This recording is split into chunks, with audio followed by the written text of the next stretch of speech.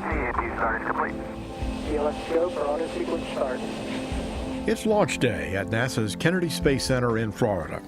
The space shuttle is on the launch pad, the astronauts are aboard, and the countdown is clicking steadily backwards.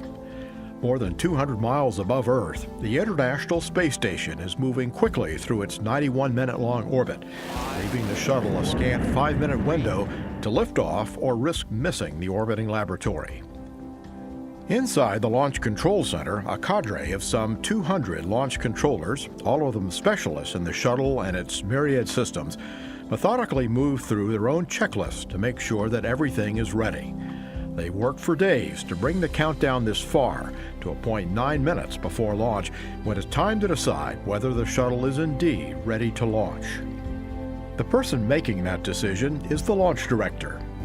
22,000 parameters roughly have to be exactly right in order to launch the shuttle. If conditions aren't right, the launch director can scrub the launch attempt.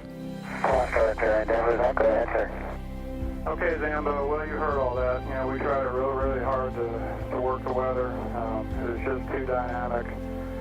We got feeling good there at one point, and then it filled back in, and we just were not comfortable with launching the space shuttle tonight. So we're going to go into a 24-hour scrub. Thank you all for the effort you all put in tonight. We'll see you back again tomorrow night, and we hope the weather's a little bit better. Sometimes a problem isn't seen until the last seconds of a countdown, and the computerized ground launch sequencer aborts the launch. It's running, 3, 2, 1, and have main engine cut off. GLS safing is in progress. GLS safing is in progress. Path 101, DSS loaded to 102, LED shows 1. This covers. GLS fire detector status. The MBS fire detectors work shift, and our primary safety is. 10 people have served as launch director during the space shuttle's 30 years of flying into space. For each, launch day became the ultimate test of their skills and decision-making. The essence of the job is actually to say no when everybody else wants to go. On launch day, the launch director and his team can be found in one of the firing rooms inside the Launch Control Center at Kennedy. He sits in the back row, facing a few monitors, and with the giant windows looking out to the pad at his back. Because his console is on a riser, he can look out on the other controllers in the room, many of them at specialized consoles behind horseshoe-shaped cabinets. We have to be convinced as a team, I have to be convinced as a person, that everything is ready to go. And so until that point, until I have the feeling in my gut that we're ready to launch, we can meet every requirement we have on the books, but we also have to meet that gut check that says we're ready to fly that day. 9 minutes before liftoff, the flight control team in Houston, NASA and contractor management, and the other members of the launch team radio a simple go or no-go. Mila. Mila's go.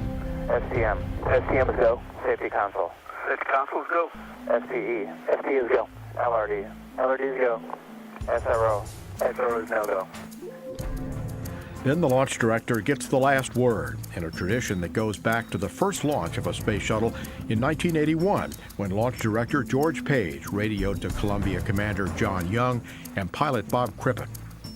John, we can't do more from the launch team than say we sure wish you an awful lot of luck. We're with you 1,000%, and we're awful proud to have been a part of it. Good luck, John. Trip and I are mighty proud to work with you fellas. You're absolutely professional. The best there is. It becomes very personal. And I look out to the pad and I think about the crew on board, and I have a little moment of reflection.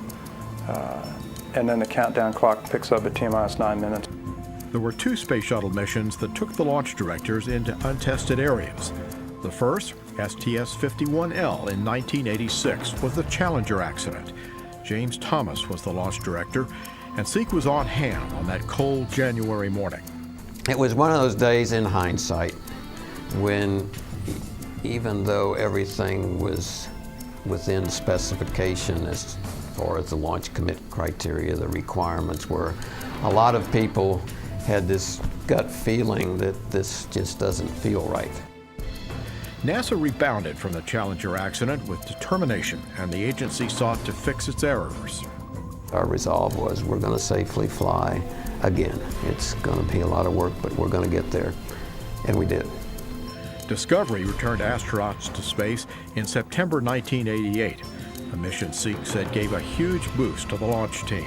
The start, in this case, or the rebirth of the shuttle program, because the mission, the flight, its performance proved that we had fixed all of those items that we should have fixed in the Challenger. In 2003, Leinbach was called into recovery service after Shuttle Columbia broke apart during re-entry over Texas and Louisiana. My job as the Rapid Response Team Chairman, it's another assignment of the launch director, is to take that first team from KSC to wherever the contingency is. 3 engines up and burning. 3, 2, 1, and liftoff of Space Shuttle Discovery, beginning America's new journey to the moon, Mars, and beyond. And the vehicle has cleared the tower.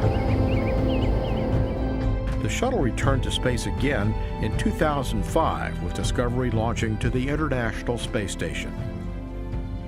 Launch days throughout the shuttle's illustrious program have always been special for the men and women in the Launch Control Center. It's what we do. It is. We are launching America's space shuttle for the good of the country and the good of the world. It's what we do. We have to do this.